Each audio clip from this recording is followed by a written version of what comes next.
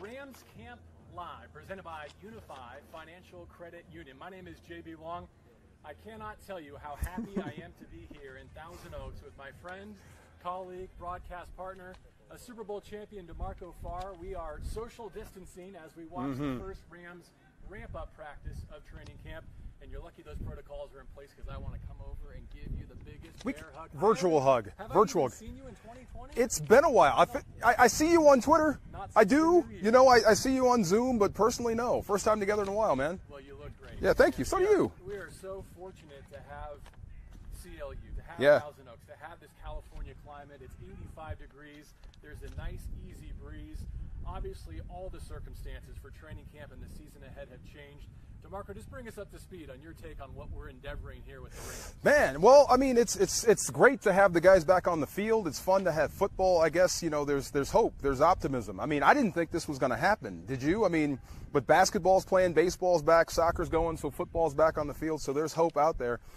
You know, it's great to have the guys back. I'm glad they're doing it safely. You know, it was a little bit tougher to get in the building, you know, today than it usually was. Usually we just drive in, park, and walk, and now we have to go all the way around. But if that's what we have to do to be safe, then so be it. But I think we all want football. We all want our Sundays back. So as long as we can do it safely, then so be it.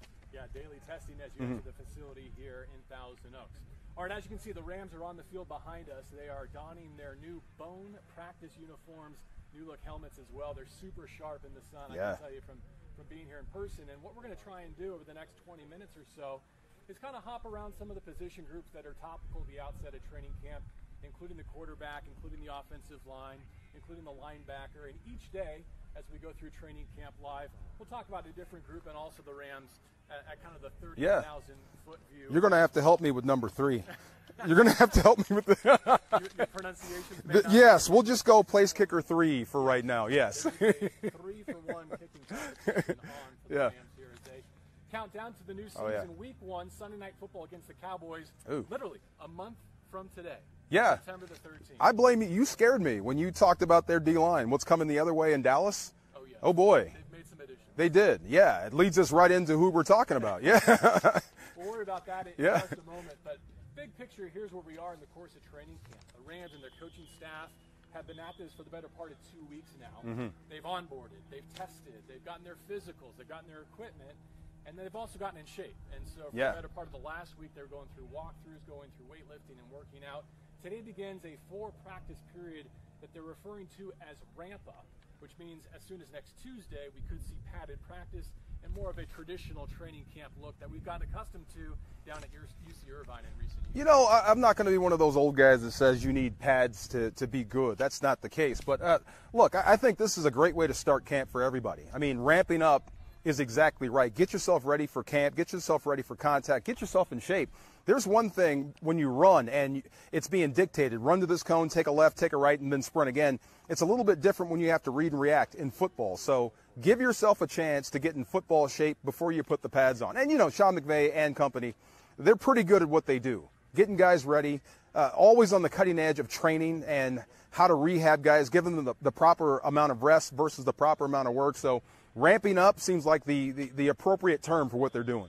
Speaking of McVay, this is year 4, and already he has 2 NFC West titles, an NFC championship to his credit, and 3 consecutive winning seasons.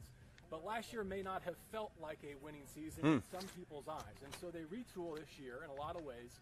And it's year 4, but with 3 new coordinators, offense, defense, and special teams.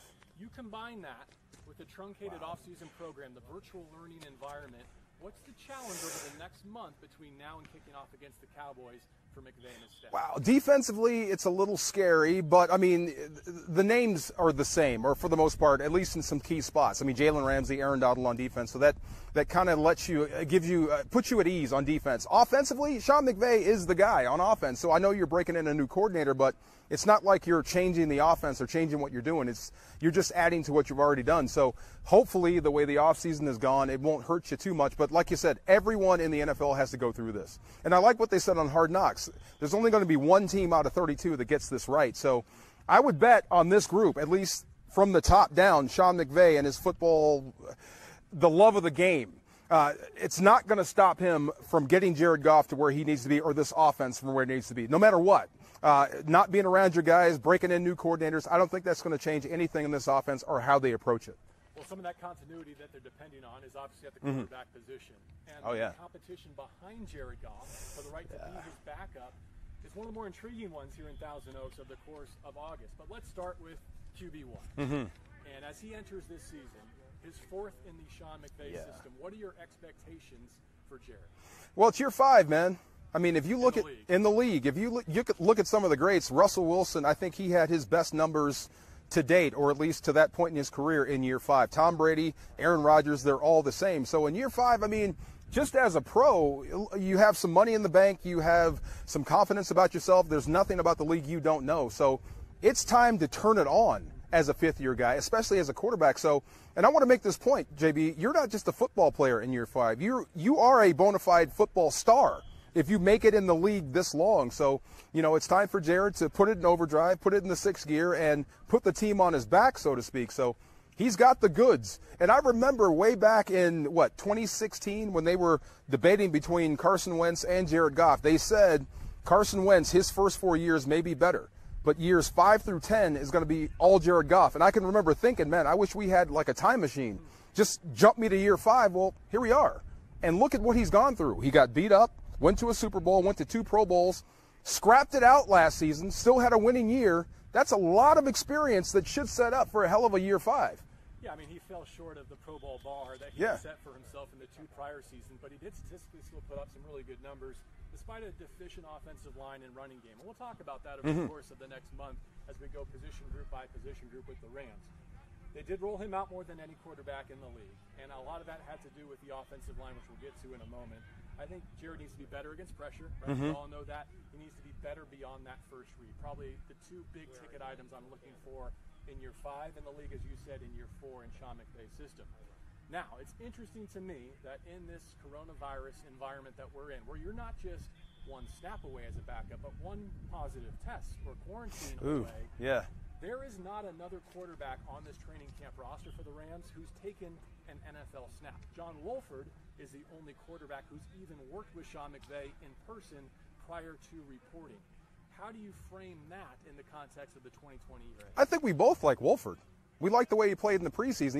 He's a smaller guy, but he's a mover, and it seems like it's not too big for him. So, but go back to last year. Bortles was your backup, but how many times did we see him in a game?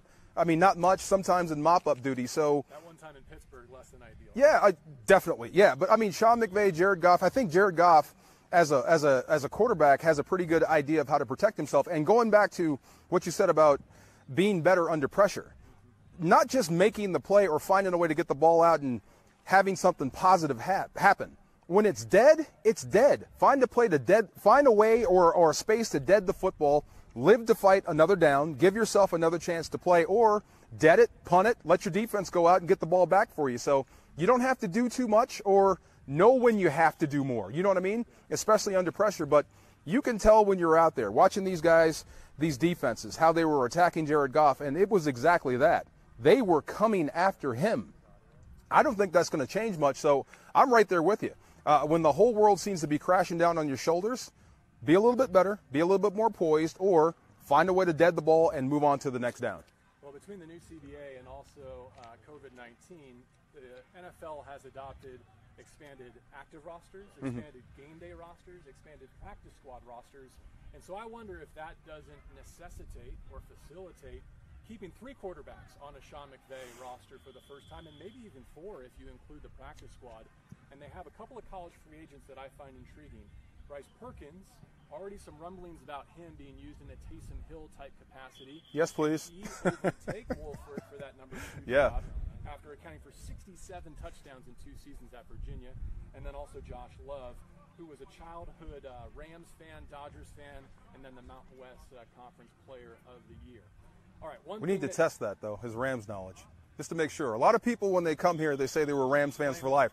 But we'll do some tests, you know. He's got the child. I'm just saying. Yeah. No matter who's behind center, it's going to be a new center. And that's not new to the Rams, but different than the way different guy. Up this time of year with Brian Allen going into his 2nd season. He and Joe Newcomb, you remember, were supposed to be the redshirt freshmen taking over new jobs on the offensive line. Well, Austin Blythe, bounced from right guard into center to cover for injury, and did so admirably. And I think the offense got on track there in December in large part because of what he was able to do at center. And he told me this summer he re-signed with the Rams primarily to play center. Like, that was the concept that he and Sean McVay agreed upon. So he'll be in the middle. Andrew Whitworth at 38 years of age back at left, and at right tackle, Rob Havenstein hoping for a bounce-back campaign. The guard positions, DeMarco, are in theory up for grabs, although I do think we know who the leaders are in the clubhouse as we begin this ramp-up phase. I love, how do I say this? I liked Blythe. I like Blythe as an offensive lineman. I liked him at guard. I love him at center. I really do. I love the fact when he's uncovered, he's a smart guy. How did you say, a supercomputer at center? Yeah. John Sullivan. I love it. McVay and Sullivan and Goff had some really good years together, and it just didn't quite translate the way that they had hoped. Yes. Allen, who's now coming off an injury, and so I think it makes sense to put Blythe there and solidify that. Okay, so center for me, kid in the gifted program, guard, shop class. No disrespect, but you know what I mean. I mean, this is a blue-collar job, right guard especially. This is where you run the ball the most. At center, your job is to know as much as Jared Goff and be able to communicate right and left, and sometimes backwards, what you see, either on the field or off the field, talking about protection, talking about schemes, talking about what we saw and what we practice against is not what we're seeing on the field. So how can I help the coordinator? How can I help Sean McVay and get us on the right track? So when you talk to him, you understand that he understands the game. He understands technique. He understands scheme. He understands what the offense wants to do and how fast it can change. So I absolutely love him at guard. He's a big guy, but he doesn't play heavy. I mean, that's tough to be and play guard. But at center, I think he might be perfect. And Witt is unreal. He is. I mean, I don't even talk about his age. He's so nimble, and he doesn't give anything away pre-snap. I think that's his strength. I mean, he's a pro's pro. So he varies his sets. Remember, you didn't hear a thing about Frank Clark when he was in Seattle until Witt hurt the inside arm. After that, you heard Frank Clark. Before that, he was a no-show. Witt is an eraser when he's at his best. So having him protect Jared Goff's backside makes me feel better, and I'm sure it makes Jared Goff a better quarterback. Only one sack allowed last year for Big Witt as he became one of the members of this NFL society that has defeated every team in the National Football League. Yeah. After that win, he got over the Bengals. That was cool. Yeah. In London. 14 penalties last season for Big Witt. That was more than his previous 2 seasons with the Rams combined, but only 1 sack allowed according to Pro Football Focus. At guard, during Hard Knocks, which you referenced the debut episode on Tuesday, I was kind of bouncing back and forth in freeze frame and trying to get a look at the faces at left guard and at right guard, because those are the competition points for me. Austin Corbett came over from Cleveland in the middle of last season at left, was working with Jared Goff, and David Edwards was working at right, who I think could be someone we look back on in a couple of years and see him as a real steal in the 5th round. Edwards. Yes. Yeah, Edwards at guard. He's remember the talk about Jared Goff, system quarterback. They're also system guards, and I think he's perfect for this system because it's above the neck with him. Now, I like that better than the physical tools, and I like him better at guard because you don't get exposed that much at right guard. There's a lot of protection. There's a lot of bodies in there, so in case you get beat, you have a chance to recover. So, and I think he was perfect. He fit in perfectly. He picked up everything. I don't think he missed a read all year. And Corbett, I really like. Back in the day when Richie Incognito lined up at that same spot, they look similar. And you can tell Richie's not all crazy because he varied his set and he knew exactly what he had or who he had in front of him. You see the same sort of stuff out of Corbett. He changes his pass pro depth. He changes his hand placement, and he's nasty versus the run. Next to Witt, next in between Blythe and Witt, I think he's in the great spot. And like you said, he's got one of those diamond-encrusted heads, like a drill bit head, that he can actually not just position block it, he can move you off the line of scrimmage. So I think he's your real power blocker at left tackle or left guard. All right, you're watching Rams Camp Live. Our first crack at seeing the Rams in person here in Thousand Oaks is presented by Unified Financial Credit Union. Hope you're enjoying the shots of the Rams in their new bone practice I like jerseys. it. Let's go to the defensive side of the football and talk some linebacker, both interior and on the edge. A lot of turnover. You can talk about replacing Dante Fowler on the edge and Clay Matthews, or you can go inside and talk about Corey Littleton signing with the Raiders in free agency, and who starts in the middle of this new Brandon Staley defense in 2020. Why don't we start in the middle? It's kind of been an undervalued position now in the National Football League, inside linebacker. Corey went from college free agent, Pro Bowl special teamer, started on the outside, moved inside, and became one of the best coverage linebackers in the NFL. How do you replace a talent like that? I don't think you can, because he was just unique at middle linebacker. I mean, he was thin, but he wasn't weak. You know, he could cover, like you said, and how many inside backers can block punts? You know, you don't see that often, so, I mean, you can't really replace. But, I mean, I'm interested in Micah Kiser at that spot. I thought he was a guy that was on the rise until he got hurt in Hawaii, so... And, you know, we would see him, you know, during games in the locker room, and you can tell it was just absolutely eating him alive that he wasn't playing. So now you've got an opportunity. There's a job there. It's yours to lose.